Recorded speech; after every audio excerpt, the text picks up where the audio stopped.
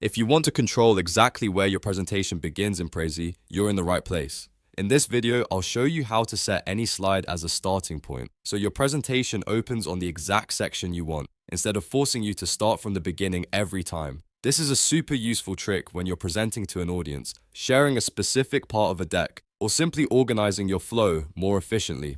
And before we jump in, if this tutorial helps you out, please hit the like button and subscribe for more quick software tutorials like this.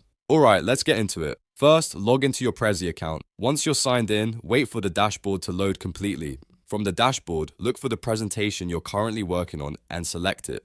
This will open your project so you can make changes to the slides inside it. Now that your presentation is open, take a moment to locate the slide you want to use as the starting point. This is the slide Prezi will begin from when you present, so choose carefully based on the section you want viewers to see first. When you find the slide, hover your mouse over it. As you do that, you should see 3 dots appear on the slide.